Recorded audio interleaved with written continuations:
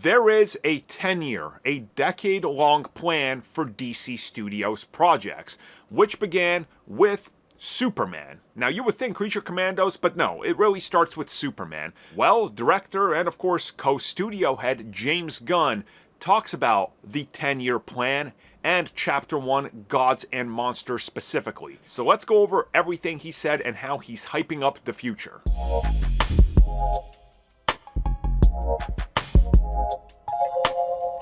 So I don't think it's a very big secret that plans for DC Studios have changed from 2.5 years ago to now. I mean, just look at what was announced back then. Look at Chapter 1, Gods and Monsters.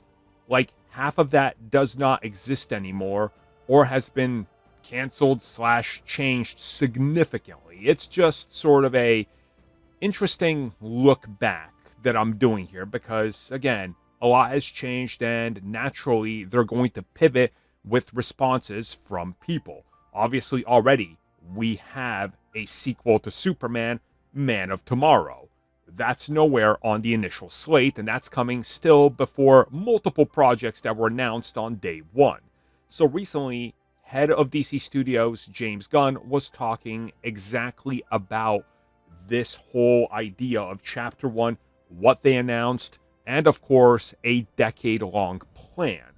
And he specifically wanted to talk about these plans that are, in development, that are in motion currently, what they're trying to do, what they're aiming for with the DC universe, and what the ultimate end goal, I guess you can call it, looks like for them. And while talking about the end goal, he just says, there isn't really an end goal. They got plans, they got ideas. The universe is evolving, and they're going to see where it goes, how it develops, and how people respond, and that's going to be taken into consideration.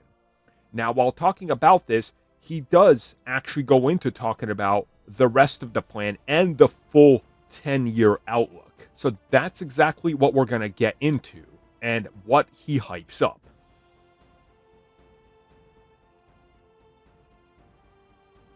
So I want to read you guys the exact quote that James Gunn had when asked about the 10-year plan. He said, and I quote, "It's like a decade, maybe a little less. It's very loose. You have to be careful because there were certain projects that were part of the plan. Because my other rule is that I'm not going to greenlight anything without having a screenplay that I love. And there were other things that haven't worked out. You have to be willing to have the big picture in mind, but also be able to shift anytime you need to. So the pinpoint are the same, but the specifics have changed." End quote. Okay, so if you're confused at what he's saying, it's pretty simple. There's roughly a 10-year plan. So he doesn't state what the exact plan is. I'm going to say 8 to 10 years, That's probably the outlook that they had, a decade-ish long plan for Chapter 1, as he says. But then he says he's got rules.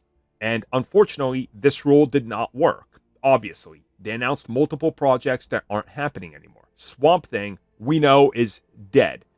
But he says the end goal is the same, and there's pinpoints, and we're hitting those, and we're going to make it there. Well, if Swamp Thing is dead, what took its place? Isn't it obvious? I mean, no scooper has reported it because, hey, what do they know? But it's Clayface. Swamp Thing, they said, was going to be a Cronenberg-style horror film, which is why they got James Mangold. And now you have Clayface, which is a Cronenberg-style film focusing on Clayface. Again, somebody that has a horrific metamorphosis that they go through.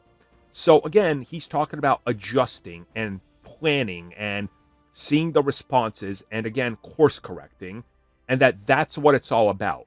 But the end goal will be whatever this giant secret project that he can't reveal is, which sounds like it's some permutation of Crisis at the very least, if not James Gunn Crisis, whatever that might be.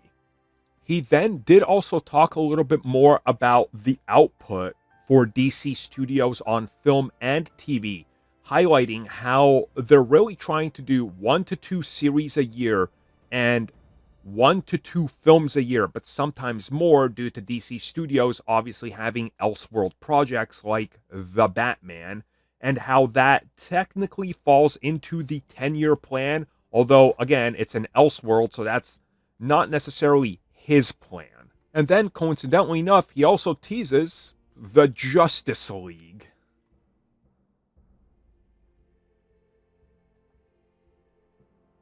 So as I keep saying, the Justice League is the brand that 20 years ago was dominant when it came to superhero teams.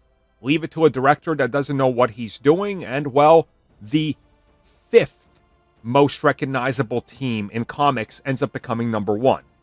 Yes, the Avengers. Yes, they were 5th ranked in 2005. Justice League was number 1. X-Men were number 2. Teen Titans were number 3. Fantastic Four were number 4.